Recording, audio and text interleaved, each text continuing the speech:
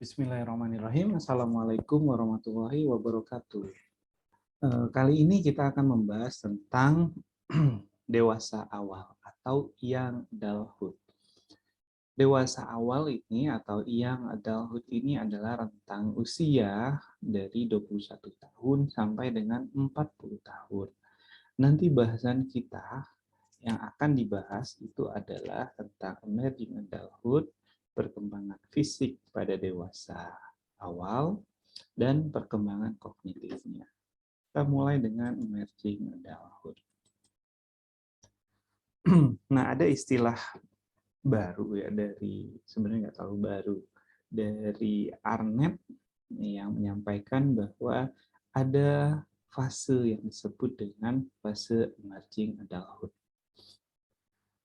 Kalau dulu dikatakan bahwa fase transisi antara anak-anak menuju ke dewasa itu disebut dengan remaja. Nah, di sini dibuat lagi ada konsep ya, satu tahapan lagi bahwa di antara remaja ke dewasa itu ada tahapan lagi, yaitu emerging adulthood. Jadi emerging adulthood itu ada transisi tadi ya, dari remaja menuju dewasa.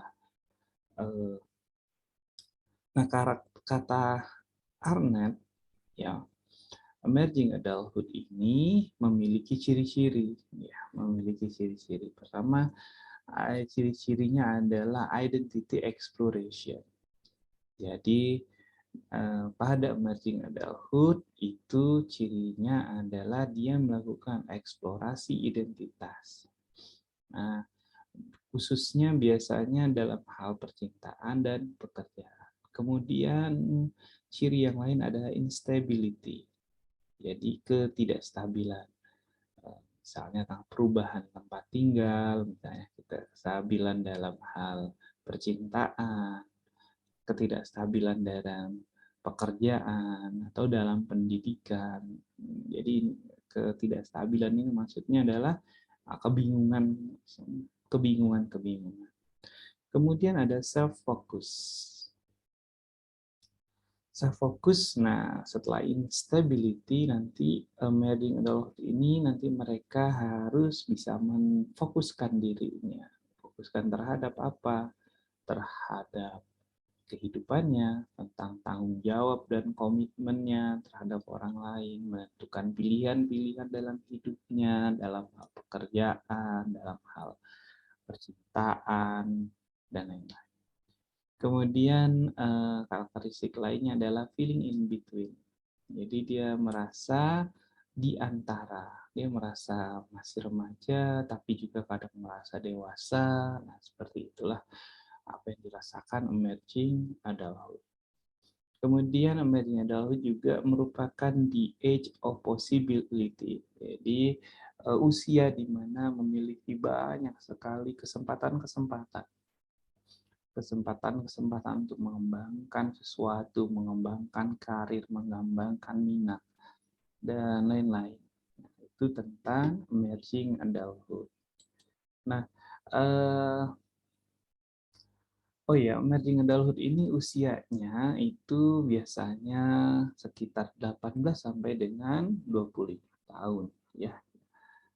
Jadi dia tumpang tindih antara remaja dengan dewasa, remaja akhir dengan dewasa awal atau young adulthood.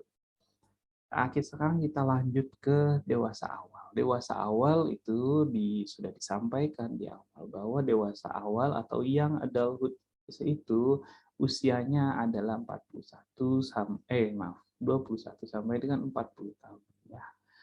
Dalam hal aspek fisik, maka ini merupakan puncak performa fisiknya ya, karena sudah matang semua sistem yang ada dalam tubuhnya. Jadi biasanya orang yang berada pada tahap ini mereka jarang sakit karena sistem imunnya sudah terbentuk sempurna gitu. Nah, tapi nanti di usia mendekati 40 tahun, nah aspek fisiknya itu mulai terjadi penurunan. Nah, penurunan ini biasanya terjadi karena adanya masalah kesehatan, misalnya kebiasaan yang kurang baik, misalnya alkohol, merokok, mengkonsumsi narkoba, pola hidup yang tidak sehat, kurang olahraga, istirahat yang kurang, dan pola makan yang kurang baik. Ini nanti yang faktor-faktor yang menyebabkan gangguan aspek fisik pada yang adult atau dewasa awal. Nah, kesehatan dewasa awal itu dapat ditingkatkan dengan pola hidup yang sehat. Ini ada penelitian, banyak sekali penelitian yang yang mendukung bahwa pola hidup sehat itu akan meningkatkan kesehatan dan fisik buat dewasa awal. Banyak nih ya penelitian-penelitian terkait dengan waktu tidur, durasi tidur, itu ya. Tidur itu ternyata berkaitan dengan depresi, dengan stres, dengan self esteem. Gitu. Kemudian juga tentang konsumsi makanan, gitu ya, makanan, bahwa makanan-makanan yang baik seperti buah dan sayur itu meningkatkan kesehatan tubuh. Tidak merokok, kurang stres, kurang merasa depresi, dalam arti emosinya itu stabil, maka itu juga mempengaruhi kondisi fisik seseorang di masa dewasa awal ini, yang adulthood ini. Nah, faktor lain yang mempengaruhi kesehatan dan kondisi fisiknya adalah, menurut Papalia, ada status sosial ekonomi, kemudian ras dan etnis, kemudian juga gender. Jadi ternyata laki-laki dan perempuan itu juga ada pengaruhnya ternyata ya, dan hubungan personal. Hubungan personal juga pengaruh. Orang yang memiliki hubungan personal yang baik, yang sehat dengan orang lain, cenderung memiliki kesehatan dan kondisi fisik yang lebih baik dibandingkan orang-orang yang tidak memiliki hubungan personal yang baik. Selanjutnya kita akan lanjut ke perkembangan kognitif dari yang adult. Kalau kita lihat berdasarkan teori dari Jean Piaget, maka usia dewasa ini masuknya pada formal operasional, tahapan formal operasional. Namun ada perbedaan katanya, karena kan sebenarnya formal operasional itu dimulai ketika remaja ya. Nah, ada perbedaan. Nah, makanya Piaget, tulisannya neo-Piagetian gitu ya. Jadi neo-Piagetian itu orang-orang yang yang setuju dengan teori Piaget, kemudian mengembangkan teori ini. Maka katanya semestinya ada tahapan setelah formal operasional, yaitu post formal operasional. Kenapa? Karena formal operasional itu kan udah terjadi pada remaja. Nah, dan di remaja dan dewasa itu ada perbedaan dalam hal kognisi, terutama dalam hal maturitas dalam berpikir gitu ya. Biasanya post formal operasional ini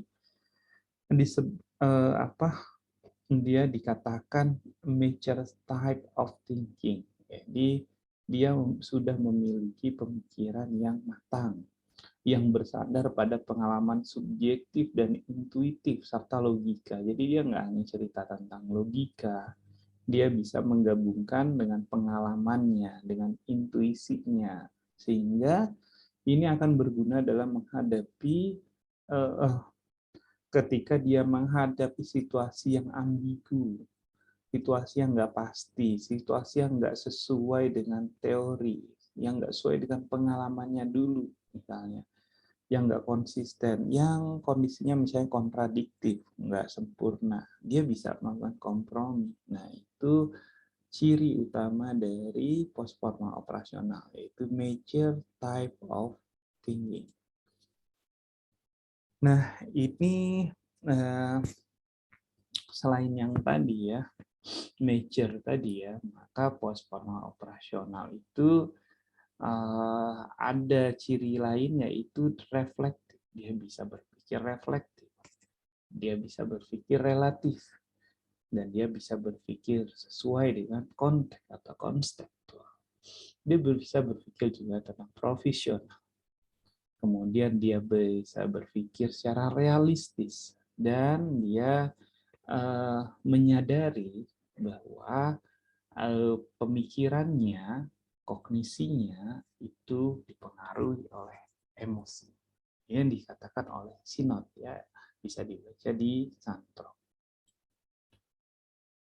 Nah, yang terakhir adalah terkait dengan kreativitas. Nah, pada dewasa awal ini, yang adulthood ini, maka dikatakan kreativitasnya mencapai puncak. Ya, mencapai puncak sampai dengan usia sekitar 40 tahunan. Setelah itu terjadi penurunan. Jadi proses-proses kreatif itu terjadinya biasanya pada usia dewasa awal ini.